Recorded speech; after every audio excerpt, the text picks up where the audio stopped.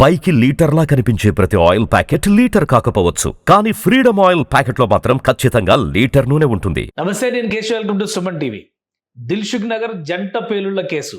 ఈ కేసు మాట వింటేనే 12 ఏళ్ల క్రితం జరిగినటువంటి ఉత్పాతం గుర్తుకొస్తుంది. ఫైనల్ గా తెలంగాణ హైకోర్టు ఈ కేసుకు సంబంధించి ఎన్ఐఏ కోర్టు ఏ జడ్జిమెంట్ ఇచ్చిందో ఆ జడ్జిమెంట్ ని యథాతథంగా అమలు చేయాలని నిర్ణయించేసింది. అంటే 5గురికి ఈ కేసులో కీలక పాత్రధారులైనటువంటి 5గురికి ఉరిశిక్ష ఖాయం అనేటువంటి సంకేతాలు స్పష్టంగా వచ్చాయి. సుప్రీంకోర్టుకు వెళ్ళిన తర్వాత పరిస్థితులు ఎలా ఉంటాయి, పరిణామాలు ఎలా ఉంటాయి తర్వాత చూడాలి. కానీ అసలు ఆ రోజు జరిగినప్పుడు, ఆ ఉత్పాతం జరిగినప్పుడు ఎలాంటి పరిస్థితులు ఎదురయ్యాయి? అటువంటి భయానక సంఘటనలో కూడా ప్రాణాలకు తెగించి అనేక మంది ప్రాణాలు కాపాడినటువంటి వ్యక్తులు కూడా ఉన్నారు. అలాంటి ఒక వ్యక్తే మనతో పాటు ఉన్నారు. జానీ భాషా గారు ఆర్టీసీలో పనిచేస్తారు. ఆ సమయంలో దిల్సుఖ్ నగర్ బస్ స్టాండ్ సమీపంలో జరిగినటువంటి జంట పేలుళ్లలో భయానకమైనటువంటి ఆ సందర్భంలో ఎందరినో ఆదుకున్నటువంటి కరుణాహృదయుడిగా ఆయనకి ప్రత్యేకంగా గుర్తింపు దక్కింది. ఆ సంఘటనని గుర్తు చేసుకుంటూ అప్పుడు జరిగిన పరిణామాలను ఒకసారి తెలుసుకునే ప్రయత్నం చేద్దాం. జానీ భాషా గారు మనతో పాటు ఉన్నారు. జానీ భాషా గారు నమస్తే. నమస్తే సార్. ఏం జరిగింది అసలు ఆ రోజు? అప్పుడు అంటే ఒక 12 సంవత్సరాలు, ఇప్పుడు కోర్టు మళ్ళీ జడ్జిమెంట్ ఇస్తే ఇవన్నీ అసలు అప్పుడు ఏం జరిగింది? ఒక 10 ఏళ్ళు అంటే ఒక జనరేషన్. చాలా మందికి తెలియకపోయి ఉండొచ్చు. తెలియదు సార్. మరి అసలు ఏం జరిగింది? అంత పెద్ద పేలుడు జరిగినటువంటి సందర్భంలో మీరు అక్కడే ఉన్నారు. అంటే ఆ రోజు గురువారం సార్, నాది వీక్లీ ఆఫ్. మా యూనియన్ మీటింగ్ ఉంటే మేము అక్కడ హాజరయ్యాము. 20-30 మంది మేము సాయిబాబా గుడికి వెళ్ళా. మేము దాంట్లో సర్వీస్ చేస్తాం సాయిబాబా గుడిలో. అంటే మీరు జానీ పాషా అంటే సార్ ముస్లిం సాయిబాబా గుడిలో సార్ మా దిల్సుఖ్ నగర్ ఎలాంటి ప్రాంతం అంటే సార్, సర్వమతాలకి సమ్మేళనం ఉంది. అక్కడ అందరం కలిసి ఉంటాం సార్. అక్కడ హిందూ, ముస్లిం, క్రిస్టియన్, ఈసాయి అనేది ఏమి ఉండదు. అక్కడ ఎవరికి ఏమైనా అందరం కలిసి వస్తాం. మా ఎల్బీనగర్ ప్రాంతమే అది. ఎల్బీనగర్ ప్రాంతం ఎట్లంటే పుట్టినీళ్ళు అది. సర్వ మతాలకు ఒక పుట్టినీళ్ళు అది. అక్కడ మేము అందరం కలిసి అన్ని చేసుకుంటాం సార్. అంటే మీరు విశ్వాసం పరంగా ముస్లిం అయినప్పటికీ మీరు సాయిబాబా గుడికి వెళ్ళి సేవ చేస్తారు. సేవ చేస్తాం సార్. ఇప్పుడు మాకేమన్నా ఇప్పుడు దర్గాలు, ఉరుసులు వేసినా మా ఫ్రెండ్స్ వస్తారు సర్వీస్ చేయడానికి. అందరం కలిసి ఉంటారు, అన్ని కలిసి చేస్తాం సార్. గంగా జమున తహజీబ్ అదే సార్, అదే ఉంటుంది. ఏం జరిగింది ఆ రోజు? టెంపుల్ కి వెళ్తే సాయిబాబా గుడికి వెళ్ళేసి వచ్చినాం సార్. వెళ్ళేసి వచ్చినాక మీటింగ్ స్టార్ట్ అవుతుంది అన్నారు. మీటింగ్ స్టార్ట్ అయితే అందరూ టీ తాగుదామని పక్కనకి వచ్చినాం. మా డిపో గేట్ పక్కన టీ స్టాల్ ఉంటుంది. అక్కడ టీ తాగడానికి వచ్చినాం. రాగానే ఫస్ట్ సౌండ్ ఒకటి వచ్చింది. నేనేమనుకున్నా అంటే ఫస్ట్ ఒక ట్రాన్స్ఫార్మో లేకుంటే బస్ టైరో పేలు ఉంటుంది అనుకున్నాను. జనాలందరూ ఇటు పరిగెట్టుకుంటూ వస్తారు. ఏమైంది బాబు, ఏమైనా ఏమో జరిగిందేమో అని నేను అటు పరిగెట్టిన. ఆపోజిట్ లో వాళ్ళు ఇటు వస్తుంటే నేను అటు ఏమైంది అంటే ఏదో వెళ్తుంది అన్నారు. చూసేసరికి జస్ట్ నేను ఇంకొక దగ్గరలో ఉన్నప్పుడు A1 మిర్చి సెంటర్ దగ్గర పేలించారు. అక్కడ సిలిండరు అంతా గాల్లోకి అయినా మీరు వీడియోలు చూడండి, భయానక దృశ్యం అది. అప్పటికే ఇంకా అర్థమైపోయింది మాకు సిచ్యుయేషన్. అక్కడ ఒక కానిస్టేబుల్ ఉంటే అతను తీసుకొని వెళ్ళిపోయినాం. ఫోన్లు ఆగిపోయినాయి. ఒక ఫోన్ 08 చేసిన, ఒక ఫోన్ డీసీపీ గారికి చేసిన. సార్ మీరు తక్షణం ఇక్కడ రండి అని. వాళ్ళు వచ్చేలోపు మా కార్యక్రమం మేము చేసినాం. ఈలోపు అక్కడ ఉన్న స్థానికులు కూడా కొంతమంది నాకు సహాయం చేశారు. అందరం కలిసి ఏ వెహికల్ వస్తే ఆ వెహికల్, ఆటో వస్తే ఆటో, అక్కడ ఏది అందుబాటులో ఉంటే 2 బ్లాస్టులు జరిగినాయి కదా. ఒకటేమో ఆనంద్ టిఫిన్ సెంటర్ దగ్గర, అంటే కోనార్క్ థియేటర్ సందులోది. అవును. ఇంకోటి మెయిన్ రోడ్డు మీద ఉన్నటువంటి వెంకటాద్రి థియేటర్ దగ్గర. Main 107 week bus stop sir. అది 107 బస్ స్టాప్ లోనే జరిగింది. బస్ స్టాప్ లోనే పెట్టిరు. అక్కడ బస్ స్టాప్ లోనే పెట్టిరు. మా బస్సులు అప్పుడు జస్ట్ 4 బస్సులు వెళ్ళిపోయినాయి. లేకపోతే ఇంకా చాలా భయంకరంగా జరిగింది. అప్పుడు మంచి పీక్ అవర్స్ ఉంటుండే. ఇంకా చాలా భయంకరంగా. దురదృష్టం ఇక్కడ గాయాలు ఎక్కువైనాయి. కేవలం ఒకళ్ళు ఇద్దరు చనిపోయారు. ఇక్కడ A1 మిర్చి సెంటర్ దగ్గర చనిపోయిన వాళ్ళు ఎక్కువ ఉన్నారు. ఇక్కడ మటుకు భయంకరమైన గాయాలు సార్. మనిషి బాడీలో ఎన్ని పార్ట్స్ ఉంటాయో అన్ని పార్ట్స్ నేను చూసిన సార్. తీసుకొని చేయి పట్టుకొని వస్తే చేయి వచ్చేసింది. కాలు పట్టుకుందామంటే కాలు వెళ్ళేసి వచ్చింది. అంటే ఈ మేకులు ఇంత ఉన్నాయి ఒక్కొక్కటి, ఇట్లా కుచ్చుకుంటూ వెళ్ళిపోయినాయి అవి. తర్వాత పేలుళ్లలో కూడా పెద్ద పెద్ద మేకులు ఉపయోగించారు. ఇవన్నీ కోర్టు కేసులో కూడా ఎస్టాబ్లిష్ అయ్యాయి. బొంబాయి మూలలు అంటారు కదా సార్, మనం గోడలో కొడతాం. అవి బొంబాయి మూలలు అంటారు కదా, అవి ఎక్కువ ఉన్నాయి. తర్వాత చిన్న చిన్న చెర్రలు ఉన్నాయి, గోలుగా చెర్రలు ఉంటాయి కదా మన బేరింగ్లలో వస్తాయి, అవి ఉన్నాయి. దాని తర్వాత సీసం పెంకలు ఉన్నాయి.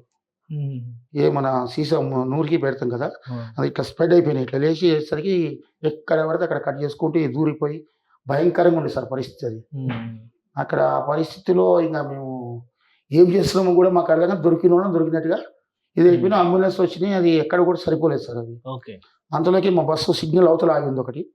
ఆ బస్సును తీసుకొని వచ్చి ఇంకో ఇద్దరు డ్రైవర్లు చెప్పిన ఏం కాదు ఎక్కడ మీరు అని చెప్పిన ఆ బస్సును తీసుకొని వచ్చి ఎక్కడైతే బస్ స్టాప్లో పడి ఉన్నారో వాళ్ళందరినీ మా బస్సులో ఎక్కించేసి ఉస్మానియా, యశోద, ఆ పక్కనే ఉన్న హాస్పిటల్ పేరు ఏదో ఉంది, కొత్తపేటలో ఉంది, ఓకే అక్కడికి ఒక హాస్పిటల్, తర్వాత ఇది మన మోజేజాయి మార్కెట్ దగ్గర ఒక హాస్పిటల్ ఉంది కదా సార్, ఓకే కేర్ హాస్పిటల్, అక్కడ షిఫ్ట్ చేయడం జరిగింది సార్. అదృష్టం ఏంటంటే అక్కడ నేను పంపించిన వాళ్ళలో ఒకళ్ళు ఇద్దరు చనిపోయారు, మిగతా అందరూ బతికారు. అందరూ బతికారు సార్. అసలు అసలు ఆ ఇన్సిడెంట్ జరగడానికి మీరు అప్పుడున్న కారణాలు కానీ అప్పుడు మీకు తెలిసిన విషయాలు కానీ ఏంటి, అసలు ఎలా ప్లాన్ చేశారు, అక్కడే టార్గెట్ చేయడానికి రీజన్ ఏంటి? కొంతమంది ఇప్పుడు ఈ కోర్టు ఆర్గ్యుమెంట్స్ లో కూడా వచ్చింది ఏంటంటే అసలు టార్గెట్ చేయాలనుకున్నది సాయిబాబా గుడిని, కానీ ఇటు డైవర్ట్ అయింది అది అని చెప్పి అంటున్నారు. అంటే తర్వాత ఏం తెలుసండి సార్, అతను పెట్టింది అక్కడ సాయిబాబా గుడికి ఈ మన వైన్స్ మధ్యన ఒక సిలిండర్ షాప్ ఉంది, గ్యాస్ సిలిండర్ గోదాం, అక్కడ పెడితే భారీ ఎత్తున చేద్దాం అనుకున్నారు. అతను ఆ సైకిల్ తీసుకెళ్లే టైంలో అప్పటికే సమయము కౌంట్ డౌన్ అయ్యేసరికి అక్కడ A1 మిర్చి దగ్గర వదిలేసి వెళ్ళిపోయారు, సైకిల్ని అక్కడ వదిలేసి వెళ్ళిపోయారు. అది జరిగిందంట సార్. అయితే అక్కడ జరిగిన విషయాలు ఏంటంటే అన్ని తీసుకొని ఎన్ఐఏ వాళ్ళు వచ్చారు, వాళ్ళని మనం విచారించారు, నేనే కంప్లైంట్ ఇచ్చిన ఎన్ఐఏ వాళ్ళకి, ఫిర్యాదు కూడా నేనే మీరే చేశారు. చెర్లపల్లి జైలు కూడా వెళ్ళి వాళ్ళని ఐడెంటిఫై చేసిన. తర్వాత వీళ్ళు ఎన్ఐఏ బేగంపేట ఆఫీస్ కూడా వెళ్ళి వాళ్ళు ఐడెంటిఫై చేసిన. అసలు ఎవరు వీళ్ళు, ఎక్కడి నుంచి వచ్చారు, ఏంటి, ఎలా, మీరు పెట్టిన వాళ్ళని ఎవరనేది చూసారా? అంటే వాళ్ళు 1 వీక్ బిఫోర్ దిల్షునార్లో రెక్కీ చేశారు సార్. వారం నుంచి వాళ్ళు దిల్షునార్లో ఉన్నారు. అంతకుముందు ఫ్రైడేనే నాకు దిల్షునార్ మసీదులో నమాజ్కి వచ్చారు వాళ్ళు. నేను ఆ ఫోటోలు ఎప్పుడైతే టీవీలో రాగానే నేను ఏసీపీ గారికి ఫోన్ చేసి చెప్పిన, సార్ వీళ్ళు మన దిల్షునార్లో ఉన్నారు సార్ వీళ్ళని. సార్ సో అంటే మీరు ముందే గమనించారు వాళ్ళు? కానీ అది దిల్షునార్ గారు ప్రయాణికుల ప్రాంగణం, అది ఎంతో మంది కొత్త వాళ్ళు వస్తుంటారు పోతుంటారు, మనము వీళ్ళు అని చెప్పి అనలేము. కాకపోతే ఏంటంటే ఒక మైండ్ లోకి అయితే మీకు మైండ్ లో వచ్చేసి ఎవరో వచ్చారు అనేది, ఎవరు వచ్చారు మేము అక్కడ ఏంటంటే మేము ఐడెంటిఫై చేస్తుంటాం, కొత్త వ్యక్తులు వస్తే మేము అడిగేస్తాం అనమాట, ఎక్కడి నుంచి వచ్చారు ఏం చేయాలి. మాకు కొంచెమైనా అనుమానం వచ్చిందంటే మేము ఇడవం, ఎందుకంటే మాకు లోకల్స్ అక్కడ అందరూ అన్ని విధాలుగా మాకు పరిచయం అంటారు. కొత్త వాళ్ళు అంటే బస్ స్టాప్లో బస్కి వెళ్ళాలి, బస్ స్టాండ్ అక్కడ ఉంది, ఇక్కడ ఏం చేస్తాము బస్ స్టాప్కి వెళ్ళిపోయి ఏ ఏరియాకి వెళ్ళాలని చెప్తే నా ఏరియా బస్ స్టాప్ చెప్పి అక్కడికి వెళ్ళి నిలబడతారు వాళ్ళు అక్కడ సార్. ఎప్పుడు అక్కడ పోలీస్ బీట్ ఉంటుంది అక్కడ. మీకు ఆ సంఘటన జరిగిన తర్వాత మీ జీవితం పైన అది ఎలాంటి ప్రభావం చూపించింది? అంతమందిని అక్కడ ఒక బేభత్సకరమైన దృశ్యాన్ని చూసిన తర్వాత అది చాలా దారుణమైన విషయం సార్. అది నేను ఒక 3 రోజుల వరకు నాకు అన్నం ఇది కాలేదు సార్, అన్నము పోలేదు నాకు. ఎందుకంటే అక్కడికి ఇక్కడ చాలా ఆశలతో వస్తారు దిల్షునగర్కి. కొంతమంది ఎస్ఐ అవుదామని వచ్చారు, కొంతమంది టీచర్స్ అవుదామని వచ్చారు, కొంతమంది ఐఏఎస్ అవుదామని వచ్చారు. అంత విద్యార్థులు అక్కడ హాస్టల్ స్టూడెంట్స్ ఎక్కువ ఉంటారు. ఇంకొంతమంది ఒక అమ్మ వచ్చింది, వాళ్ళ పాపకి బర్త్డే అంటే బర్త్డే షాప్లోకి వెళ్ళి అక్కడ బస్ స్టాప్ వెనుకనే ఉంటుంది అది బర్త్డే సామాన్ల మీద అది తీసుకొని వచ్చేసరికి ఆ తల్లికి ఇక్కడి నుంచి కట్ అయిపోయింది సార్. అది ఎంత దారుణం అంతే సార్ అది. ఇంకా అది 3 రోజుల వరకు మాకు అది అసలు మైండ్లోకి వెళ్ళిపోలేదు సార్. 1 వీక్ వరకు మాకు 3-4 రోజులు మేము ముట్టలే, అక్కడ మా సర్వీస్ చేసిన వాళ్ళందరూ ఎవరు ముట్టలేదు సార్ మేము. సార్ సో మిమ్మల్ని తర్వాత ప్రభుత్వం కానీ లేదా పోలీసులు కానీ ఎంక్వైరీలో ఎలాంటి సహకారాలు అందించాల్సి వచ్చింది? టోటల్గా ఈ కేసు జరిగినటువంటి విధానం, విచారణ జరిగినటువంటి విధానం? ఇది ఇక్కడ విచారణ అంటే ముందు రంగారెడ్డి కోర్టులో అనుకున్నారు సార్. అక్కడ ఇతను అక్షల్ బక్కల అతని పేరు ఉంది, అతను ఏం చేసిందంటే ఊరికే కోచి చేష్టలు ఓ పేపర్ తీసి ఇట్లా విసిరేసిండు. విసిరేస్తే అదేదో పోతుంది అక్కడ ఏదో జరుగుతుందని చెప్పి దాన్ని చెర్లపల్లి జైలుకి మార్చారు. ఈ కేసు విచారణ సమయంలో కానీ బాధితుల కుటుంబాలతో మీరు ఇంటరాక్ట్ అయి ఉంటారు కదా, వాళ్ళతో ఎలా సంబంధాలు ఉన్నాయా? ఇప్పటికి కూడా దాదాపు 12 ఏళ్ళు అవుతుంది. అంటే ఒక 4-5 ఇయర్స్ వరకు కాంటాక్ట్స్లో ఉండే సార్. ఇంకా తర్వాత ఏంటంటే కొన్ని పరిస్థితుల వల్ల మొత్తం ఫోన్ పోయింది, కొన్ని కాంటాక్ట్స్ అని పోయినాయి సార్. కానీ ఆ గాయాలైన వాళ్ళు ఇప్పుడు కూడా చాలా మంది కూడా చాలా తీవ్రమైన మనోవేదనతో ఉన్నారు సార్. ఎందుకంటే ఆ పాపము ఊరికే పోదు అది సార్.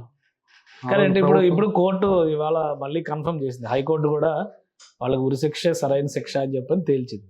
సో మీకు ఎలా అనిపిస్తుంది? ఇన్ని రోజులు జాప్యం కానీ, ఇన్ని రోజులు లేట్ అవడం కానీ, ఇప్పుడు ఫైనల్ గా మళ్ళీ కోర్టు తేల్చి చెప్పడం కానీ? ఇంక నా ఉద్దేశం ఏంటంటే సార్, ఇప్పటికి ఇది ఫైనల్ చేసేస్తే అయిపోతుంది సార్. మళ్ళీ ఇంకా అక్కడికి ఇక్కడికి ఇప్పుడు మన దేశంలో ఎట్లయిందంటే మన దగ్గర ఎంత పెద్ద నేరం చేసినా ఈ కోర్టులు ఇవి అని కాలయాపన చేస్తున్నారు. నేరం వాళ్ళు ఒప్పుకున్నారు కోర్టులో, మేమే చేసినాము. ఇప్పుడు నేను అక్కడ ఇంకో విచారణ జరిగేటప్పుడు అందరూ చాలా చాలా ఛానల్స్ వచ్చినాయి ఆ రోజు. ఎట్లా అంత డీప్ సైలెన్స్లో ఉంటే వీళ్ళు జోకులు చేస్తున్నారు. ఈ 5గురు, సార్ నాకు బిర్యానీ ఇస్తలేడు, నాకు మినరల్ వాటర్ ఇస్తలేడు అంటే వీళ్ళకి ఎంత మనుషులను చంపడం అంటే వీళ్ళకి ఎట్లా కోడిని కోసినప్పుడు కొంచెం ఆలోచిస్తారు. అంతకన్నా నీచమైన మనస్తత్వంతో ఉన్నారు సార్ వీళ్ళు. ఓకే. ఇలాంటి వాళ్ళకి ఇన్ని రోజులు కాలయాపన చేయఅనేది కరెక్ట్ కాదు. ఎప్పుడో వేసేయాల్సింది వీళ్ళని. ఇన్ని రోజులు ఆపి మంచి పద్ధతి కాదు. ఎందుకంటే ఆ చనిపోయిన వాళ్ళు, ఈ గాయపడిన వాళ్ళు, వాళ్ళ వేదన మీరు ఒకసారి వెళ్ళండి. వాళ్ళకి కొన్ని అడ్రస్ మలక్పేట పోలీసులు వాళ్ళ చిరునామాలు ఉంటాయి. ఓకే. అంటే ఇప్పుడు స్టాఫ్ అంతా మారిపోయారు. వాళ్ళు నన్ను గుర్తు కూడా పట్టరు. మలక్పేట పిఎస్ఓలు ఇప్పుడంతా కొత్త వాళ్ళు వచ్చారు. గతంలో ఆ రోజుల్లో ఉన్న ఆఫీసర్లు, ఆ రోజుల్లో ఉన్న అందరూ ప్రతి ఒక్కళ్ళు నన్ను సార్ నాకు ఇది కావాలంటే వాళ్ళు ఇమీడియట్గా వచ్చేసేవాళ్ళు. ఎందుకు ఏందని అడిగేవాళ్ళు. ఎందుకంటే మనం వాళ్ళకి సాయం చేస్తున్నాం కాబట్టి ఏదైనా కావాలంటే ఇమీడియట్గా వచ్చి స్పందించేవాళ్ళు. అలాంటి ఆఫీసర్లు ఇప్పుడు లేరు సార్. ఎందుకంటే గుర్తుపట్టరు కదా వాళ్ళు. సార్ కానీ అంటే ఈ ఒకటి వాళ్ళంతా చేస్తుంది మతం కోసమే అనే ఒక ఇమేజ్ ఇచ్చారు. ఇండియన్ ముజాహిదీన్ అని చెప్పని పేరు పెట్టి, సరే కారణాలు ఏవైనా కానీ మతం పేరుతోనే ఈ విధ్వంసం చేశారు. మీరు ఒక ముస్లిం అయ్యుండి కూడా ఈ విధ్వంసం నుంచి జనాలను రక్షించేటువంటి ప్రయత్నం మీరు చేశారు. ఎలా అనిపిస్తుంది ఇలాంటి జరిగినప్పుడు? అంటే యాక్చువల్ చూసే వాళ్ళకి కూడా జడ్జి చేయడం కష్టంగా ఉంటుంది. కానీ ఎందుకు ఈ విధ్వంసం, సాటి మనిషి చంపేయడం అనేది చాలా బాధ కలిగించేటువంటి సందర్భం కదా. మీకేమనిపిస్తుంది? సార్ మతం అనేది కేవలం మన ఒక ఆధార్ కార్డు లాంటిది. మతమే సర్వం కాదు సార్. ఇప్పుడు ఏ మతమైనా కానీ ఒకళ్ళు చంపమని చెప్పదు, ఒకళ్ళు హింసించమని చెప్పదు. ఏ మతమైనా తీసుకుని 10 మందికి మంచి చేయమని చెప్తుంది. కానీ నేనేదో ఉగ్రవాదం వైపు వెళ్తాను, నేను అమాయకులను చంపుతాను అంటే ఏ మతం హర్షించేస్తారు. అవును సార్. దీనికి ఏంటంటే ఆ మతం రంగు పోయడం అనేది కరెక్ట్ కాదు. వీళ్ళు నేరస్తులు. నేరం చేసిన వాడు హిందూ అయినా, ముస్లిం అయినా, ఈసాయి అయినా, సిక్ అయినా ఒకే ఒకటి ఉండాలి సార్. మళ్ళీ జీవితంలో ప్రపంచంలో ఎవరితోటి నేరం చేయకూడదు అనేది దండన. అది మరణదండన. ఇట్లా సౌదీ అరేబియాలో చేస్తారు కదా సార్. నేరం రుజువు అయితే మధ్య రోడ్లు తీసుకొచ్చి నరికేస్తారు కదా. ఆ టైపు మన ఇండియాలో రావాలి సార్. అలా వస్తే భయం ఉంటుంది. అలా వస్తే నేరస్తులకు భయం ఉంటుంది. లేకుంటే ఇప్పుడు ఏమవుతుంది, ఇప్పుడు అక్కడ సిటీ రంగారెడ్డి కోర్టులో స్టార్ట్ అయింది. రంగారెడ్డి కోర్టు నుంచి నాంపల్లి కోర్టుకు వచ్చింది. నాంపల్లి కోర్టు నుంచి ఇక్కడ ఢిల్లీ వెళ్ళింది. మళ్ళీ ఇప్పుడు హైకోర్టుకు వచ్చింది. ఇంత అవసరమా సార్ మనకి? ఆధారాలు ఉంటే వెంటనే శిక్ష పడేలా ఉండాలి. ఇప్పుడు నేను ఒప్పుకున్నా నేను నిరస్తున్నాను, మళ్ళీ నన్ను కాపాడడం ఏంటి సార్ మీరు? ఇది కరెక్టా? ఇది కానీ అంటే వాళ్ళు కేసు మళ్ళీ వేస్తున్నారు కదా. కేసు వేసి పిటిషన్స్ వేసి వాళ్ళు ఫైల్ చేసి లీగల్ గా ఉన్న అవకాశాలన్నింటినీ వాళ్ళు వాడుకుంటూ వెళ్తారు సార్. ఆ రోజు ఫిబ్రవరి 13 సంవత్సరం పేపర్లు తెప్పించుకోండి. బార్ అసోసియేషన్, హైదరాబాద్ కాదు, ఆంధ్రప్రదేశ్ కాదు, ఇండియన్ బార్ అసోసియేషన్ తీర్మానం చేసింది. ఏమని? వీళ్ళకి మేము కేసు టేకప్ చేయము, వీళ్ళ తరఫున మేము వాదించము అని చెప్పి ఒక నిర్ణయానికి వచ్చి ఆ రోజు పేపర్లు తెప్పించుకొని చూడండి. బార్ అసోసియేషన్ వాళ్ళు ఏ నిర్ణయం తీసుకోవాలి ఉన్నారు. మరి వీళ్ళు వాదిస్తున్నారని నేను ఆ రోజు అడిగిన. ఒక ఆయన చెర్లపల్లి జైలుకి వచ్చిన రోజు అడిగిన, సార్ నువ్వు ఆ రోజు బార్ అసోసియేషన్ చేసింది కదా, మరి మీరు ఎట్లా వచ్చి వాదిస్తున్నారు వాళ్ళ తరఫున, నిరస్తుల తరఫున అంటే వాళ్ళు ఏమంటారు, ఇది ఇండియన్ పీనల్ కోడ్, ఇక్కడ ఎవరైనా వాదించవచ్చు అంటారు.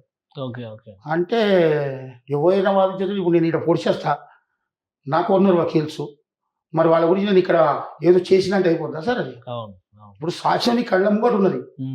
నేను చేసినా, నేను ఒప్పుకున్నప్పుడు మీ పని ఏంటి సార్? మీ పని ఏంటి? శిక్ష వేయాలి. శిక్ష అంటే మామూలు శిక్ష ఉండకూడదు, వేలాడదీసి నరికేయాలి. ప్రపంచంలో మనకి ఎవరు ఇటువంటి ఉగ్రవాదం దిక్కుపోవద్దు. ఇప్పుడు ఎవరైనా ఇస్లాం అయినా, గీత అయినా, బైబుల్ అయినా శాంతినే కోరుకుంటారు సార్. అనవసరంగా చంపమని చెప్పి ఎక్కడ చెప్పలేదు. ఉందంటే మరి వాళ్ళకి ఏమన్నా ప్రత్యేక గ్రంథం వాళ్ళకు ఉందేమో మాకైతే తెలియదు. మీరు అంత కష్టపడ్డారు ఆ సందర్భంలో, ఆదుకోవడం దగ్గర నుంచి మీరు నిలబడ్డారు కదా. ప్రభుత్వ పక్షాన్ని కానీ, మీ ఆర్టీసీ వైపు నుంచి కానీ మీకు ఏమైనా ప్రోత్సాహకాలు, గుర్తింపు అలాంటివి ఏమైనా వచ్చినాయా? నాకు అవి రావాలని చేయలేదు సార్. నేను ఒక మానవుడుగా పుట్టిన, సాటి మానవుడు ఆపదలో ఉన్నప్పుడు ఆదుకోవడం. అలాంటి పరిస్థితుల్లో స్పందించడం కూడా చాలా గొప్ప విషయం కదా. మామూలుగా అయితే ఇప్పుడు రోడ్డు పైన యాక్సిడెంట్లు జరుగుతుంటేనే మనకి ఎందుకని వెళ్ళిపోతున్నారు, కానీ ఒక మారణ హోమం జరుగుతుంటే మీరు ఎదురెళ్ళి సాయం చేసే ప్రయత్నం చేశారు.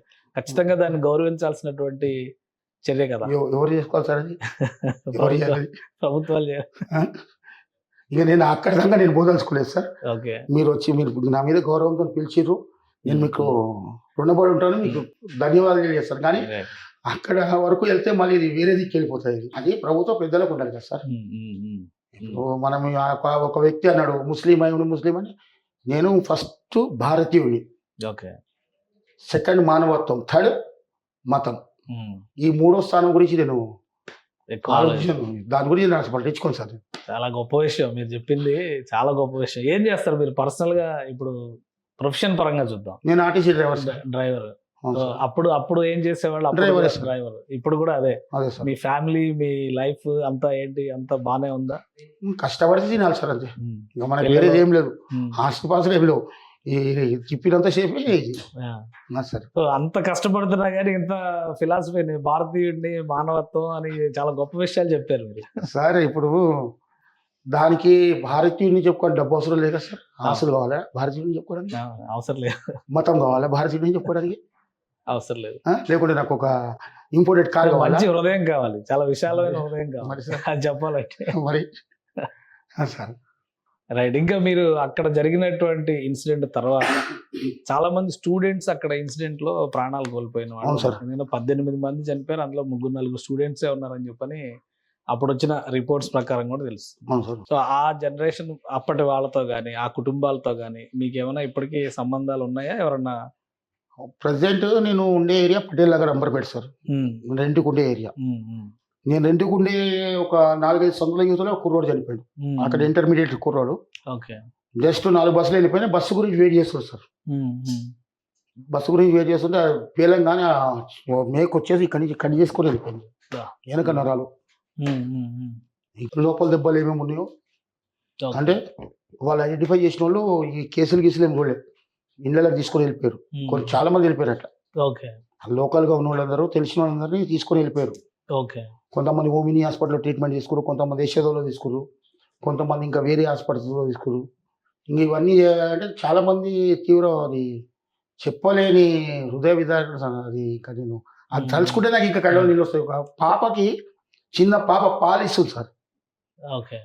ఆ పాపని ఇట్లనే ఒడిసి పట్టుకుందా అమ్మ. అప్పుడు ఇంకా మీడియా రాలేదు. ఈ పక్క ఇట్లా కట్ అయిపోయింది సార్ అమ్మ. అది ఎట్లనే చేసి ఒక అంబులెన్స్ దాంట్లో వేసి పంపించాను. ఇంకా ఏ హాస్పిటల్ తీసుకపోయారు, ఎక్కడ వేసారని నాకు తెలియదు. అది ఫస్ట్ ఒక 10-12 అంబులెన్స్లలో పంపించేసాను. ఇప్పుడైతే ఈ క్షతగాత్రులు ఈ ఫ్లెక్సీ కవర్లని పైన వచ్చి పడిపోయింది. దాని కింద ఎవరున్నారో తెలుస్తలేదు మాకు. ఈ కవర్ గుంజంగా దాని కింద గుంపులు ఉన్నారు జనాలు. ఆ జనాలు ఇక ఎంతసేపు మాది వేరే ఆలోచన లేదు, వీళ్ళని ఎంత వీలైతే అంత కాపాడాలి అంతే. వాళ్ళు ఎక్కడి నుంచి వచ్చారు, ఏ ప్రాంతం వాళ్ళు, ఏ మతం వాళ్ళు, ఏ కులం వాళ్ళు, వాళ్ళు ధనికుల పేదవాళ్ళ మాకు అవసరం లేదు సార్. అక్కడ ఆపదలు ఉండడం ఆదుకోవాలి అంతే.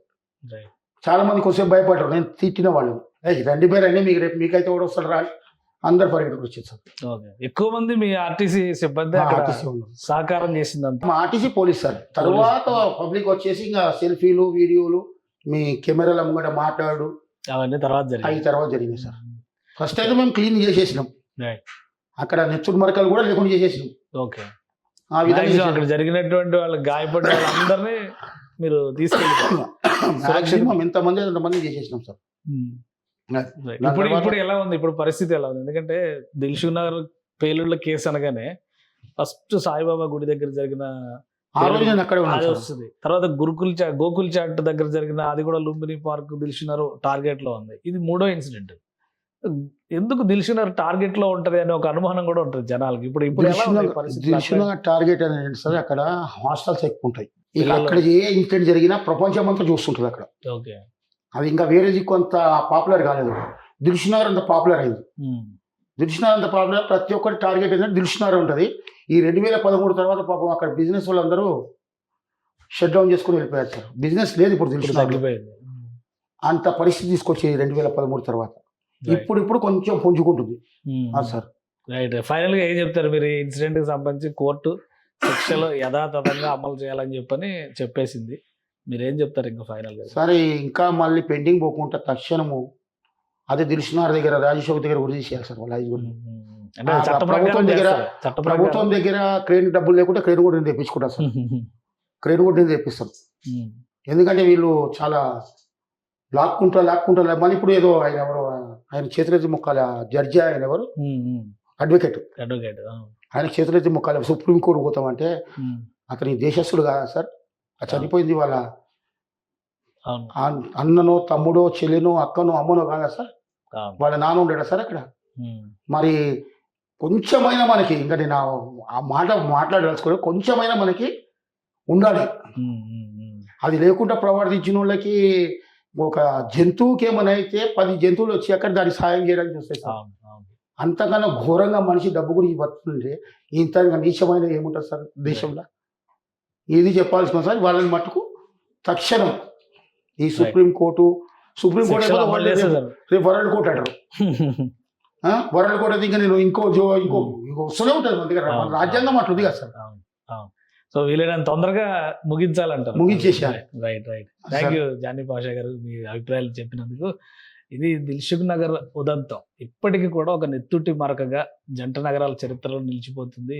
జంట పేలుళ్ల సంఘటన తర్వాత 18 మంది మరణించారు, 119 మంది గాయపడ్డారు. ఆ కేసులో ఉన్నటువంటి 5గురికి మరణశిక్షని సమర్థిస్తూ తెలంగాణ హైకోర్టు ఉత్తర్వులు ఇచ్చింది.